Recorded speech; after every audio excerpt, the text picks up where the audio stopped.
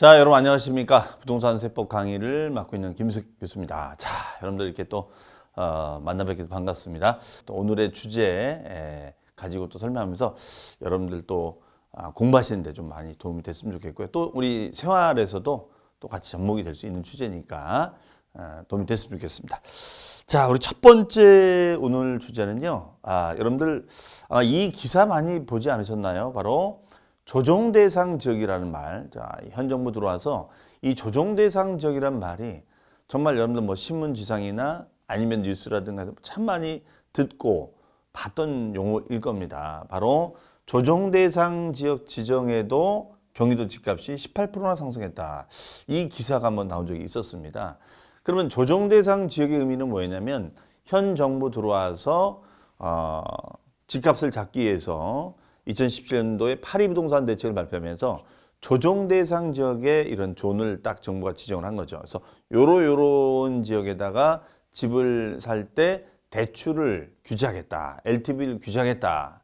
그리고 요러한 지역의 조정 대상 지역에서 집을 다주택자가 된 상태에서 소유하고 있거나 양도하는 경우에는 세금을 중과하겠다. 이게 사실은 이제 그 당시 파리 부동산 대책의 정책이었거든요. 그래서 집값이 안정이 되지 않을까라고 생각했는데 오히려 지금 경기도 집값이 18%나 상승을 했다. 물론 지금 제가 이 강의하는 이 내용이 지금의 상황에서 조금 바뀔 수도 있겠지만 어쨌든 이 기사 났기 때문에 도대체 어떤 일이 있었는가를 한번 좀 보도록 하겠습니다.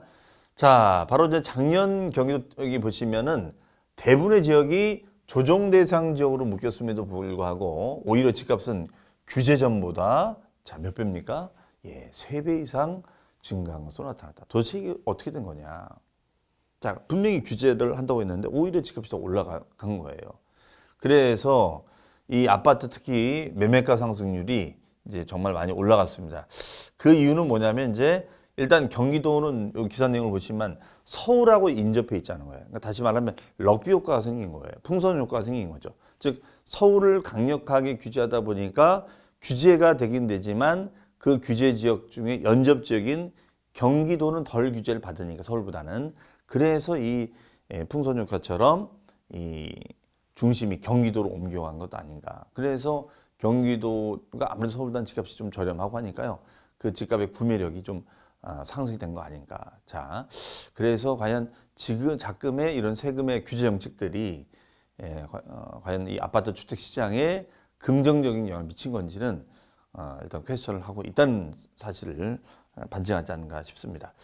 자, 어쨌든 안타까움이 좀 있습니다. 자, 그러면은 여기 보시면은 높은 집값을 버티지 못한 서울 거주자들이 서울과 그렇습니다. 인접하고 상대적으로 가격이 저렴한 경기도로 유입됐기 때문이다. 자, 이게 이제 지금 원인으로 지목이 되고 있습니다. 분석이 되고 있습니다.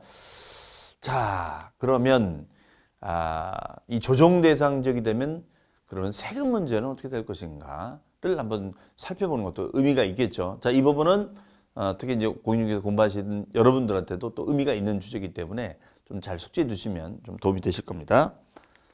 자, 일단 조정 대상 지역이 되면은요, 취득세 중과세가 적용이 될 수 있습니다. 자, 아주 의미 있는 조항이죠. 즉 조정 대상 지역, 서울, 그 다음에 뭐 세종, 경기도 많은 지역들 이런 조정 대상 지역 내에서 시가 표준액이 얼마입니까? 3억 원 이상이죠. 네, 3억 원 이상이 됩니다. 3억 원 이상, 3억 원 이상. 이걸 잘 기억해 주셔야겠죠. 3억 원 이상의 주택을 어떻게 한 거예요? 증여한 거죠, 증여. 예, 이걸 갖다가 우리가 증여를 한 거예요, 증여를 한 경우에는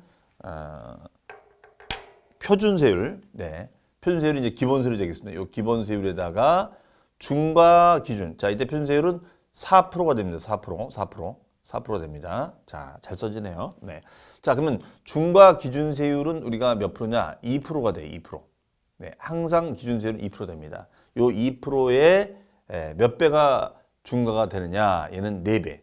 그러면 2%의 4배면 8%가 되는 거고 8%에 4% 더하면 12% 되겠죠. 네, 여기는 12%가 중과세가 적용이 되고 있습니다. 그 다음에 이제 조정 대상 지역 내에 자, 집이 두 채가 돼요. 집이 두 채가 돼서 유상주택하는 경우에는 표준세율, 이때도 표준세율은 우리가 역시 4%가 됩니다. 4%. 자, 그 다음에 중과기준세율은 이제 2%가 되고요. 2%.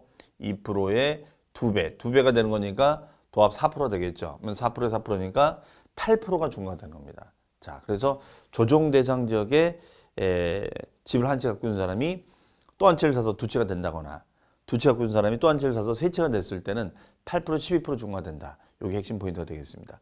그러면 조정 대상 지역이 아닌 지역에 집이 두 채가 됐을 때는 규제가 되냐? 규제가 되지 않습니다. 그때는 규제가 되지 않아요. 자, 이렇게 우리가 정리가 될 수가 있겠습니다. 자, 이거는 지금 현장에서도 많이 활용되고 있는 주제니까 여러분들 좀 알아두시면 좋을 것 같습니다. 자, 그 다음에가 이제 종합부동산세도 영향을 미친다는 거예요. 즉, 일반 지역의 1세대 2주택자의 종합부동산세 세율은 자, 집이 두 채일지라도 0.6에서 3%의 세율이 적용이 됩니다. 이런 걸 우리는 이제 초과 누진이라고 하죠. 이런 세율을 우리는 초과 누진, 즉 요 합산되는 금액이 커지면 커질수록 누진 효과가 생겨서 세율이 0.6에서 3%까지 인상이 된다. 이런 얘기 되겠습니다. 그 다음에 이제 조정 대상 지역. 자, 조정 대상 지역에 우리가 집이 두 채가 된 거예요. 두 채 이상이 된 겁니다. 이런 경우에는 두 배, 0.6%의 두 배니까 1.2%가 되는 거고 3%의 두 배가 되면은 얘는 6%가 되는 거죠. 그렇죠? 자, 이런 세율로 갑니다. 그래서 두 배가 중과가 된다. 이렇게 해석하시면 되겠어요. 그 다음에 조정 지역의 집이 두 채가 됐을 때 세부담의 상한 비율은 직전세액 기준액에 얘는 3배가 됩니다. 3배라는 것은 만약에 뭐 100만 원이라고 한다면은 세금이 400만 원 나왔다. 그러면은 이때는 300만 원까지만 납부하면 되는 거고 나머지 100만 원은 납부할 필요가 없다. 이런 얘기 되겠죠. 이것을 세부담의 상한 비율이다. 이렇게 해석을 하고 있습니다. 자, 그 다음에가 우리가 양도소득세 같은 경우에는 어떻게 되는지를 한번 볼까요? 양도소득세. 네. 자, 양도소득세 같은 경우에는 조정 대상 지역 내에 집이 두 채 이상이 되면은 장기 보유 특별공제를 적용할 수가 없습니다. 우리 장특공제는 이런 제도에 있었죠. 장특공제는 양도 차익을 줄여주는 제도에 있었죠. 그래서 양도 차익에다가 일정 공제율 를 우리가 곱해서 공제 주는 건데 이 공제를 안 해주겠다는 거예요. 그러면 차익 공제가 안 되는 거니까 그만큼 커질 수밖에 없겠죠. 그 다음에 두 번째는 조정 대상 지역 내 집이 두 채가 된 상태에서 양도를 했을 때는 기본 세율에다가 20%를 적용합니다. 20%. 네, 20%가 할증이 된다 이거죠. 이런 걸 이제 할증 세율. 그러면 기본 세율이 이제 6에서 45%란 말이에요. 그러면은 합치면 몇 프로가 돼? 26에서 65%가 되겠죠. 그렇죠? 자, 아주 이것도 중요한 질문이고요. 그럼 만약에 3주택 이상자가 되면 어떻게 되느냐? 이랬을 때는 이제 6월 1일 이후부터는 30%가 할증이 됩니다. 자, 이 규정 모두 다가 올해 6월 1일 이후부터 적용이 된다는 사실이에요. 그러니까 우리 시험에도 충분히 연결될 수 있는 주제니까 알아두시면 좋겠습니다.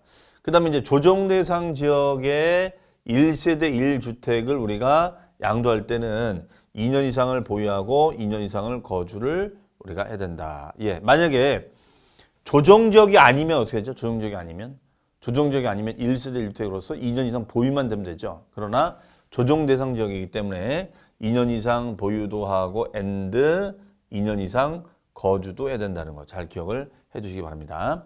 그 다음에 조정 대상 지역 내에 일시적인 2주택 비과세 특례 요건에 해당하는 경우에는 신규 주택을 우리가 취득한 날로부터 1년 이내 종전주택을 우리가 양도해야지만이 비과세 혜택을 벌 수가 있다. 이런 얘기예요. 그러면 일시적인 2주택이 됐을 때는 조정적이죠. 여기는 종전주택이 있고 여기는 신주택이 있어요. 그러면 종전주택 취득 후 1년 지나서 우리가 취득을 하고 조정지역은 1년 이내 우리가 양도하면 비과세 혜택을 주겠다. 자, 그래서 조정지역 상호 간에는 1년 이내가 되겠어요. 그러나 조정지역이 아니었을 때는 이제 3년 이내 양도가 되면 비과세 혜택을 볼 수가 있습니다. 자, 이런 식으로 우리가 정리가 될 수가 있겠습니다. 자, 그러면은 한번 관련 내용 가지고 우리가 또 확인 학습 OX 문제 한번 풀어볼까요? 네, 항상 공부했으면은 또 확인을 해봐야죠. 자, 조정 대상 지역의 1세대 2주택자가 된 경우에 취득세 세율은 중과가 된다고 그랬었죠. 자, 그럼 표준 세율 플러스 중과 기준 세율의 몇 배? 자, 두 채가 된 거니까 4배인가요? 자, 이거는 정답은 O일까요? X일까요? 자, 어차피 둘 중에 하나입니다. 그렇죠? 자, 정답은 X입니다. 4배가 아니라 2배죠. 2배가 중과되는 거였었죠. 4배는 이제 3주택자 됐을 때, 즉 집을 두 채 갖고 있는 사람이 집을 또 하나 사서 3주택자가 됐을 때는 우리가 4배 중과였었죠. 자, 그다음에 조정 대상 지역의 1세대 2주택과 3주택 이상자의 경우에 세부담의 상한 비율은 직전세액 기준액의 100분의 300이 적용된다. 즉, 요거 같은 경우에는 어떤 걸 말할까요? 종합부동산세, 종부세를 말합니다. 종부세. 그럼 종부세율도 이것이 세율이 올해 6월 1일부터 개정이 돼서 인상이 되고요. 세부담의 상한 비율도 인상이 됩니다. 자, 정답은 얘는 5가 되겠습니다. 그러면은 이건 세부담의 상한을 말하는 거예요. 그러면 전년도에 나온 세금이 100만 원인데 만약에 지금 계산했더니 350이 나오더라. 그러면 350을 다 내는 것이 아니라 300만 원까지만 우리가 낼 수 있게끔 해주는 거. 네, 이런 걸 말합니다. 그 다음에 조정 대상 지역 내 집이 두 채가 됐을 때는 장기 보유 특별공제가 적용이 되느냐. 자, 얘는 적용이 되질 않습니다. 적용되지 않고 기본세율 플러스 얘는 30%의 중과세율이 적용된다. 30%일까요? 자, 얘는 30%가 아니라 20%였었죠. 아까 3주택 이상자가 30%가 되는 거고 여기는 20%가 되겠죠. 그렇죠? 이게 작년에는 이제 10%가 할증세율 붙었었거든요. 그런데 이것이 6월 1일부터는 이제 10%더 늘어나고 3주택자는 작년에 20% 할증이었었는데 이제 6월 1일부터는 30%가 할증이 된다. 이렇게 보시면 되겠습니다. 자, 이상으로 해서 이번 시간에는 우리가 그 조정 대상 지역의 의미에 대해서 또 살펴봤고요. 조정 대상 지역이 되면 어떤 세금의 규제가 되는지를 살펴봤습니다. 자, 그러면 저는 다음 시간에 또 따끈따끈한 주제를 가지고 여러분 또 찾아뵙도록 하겠습니다. 자, 그럼 저는 다음 시간에 뵙겠습니다. 감사합니다.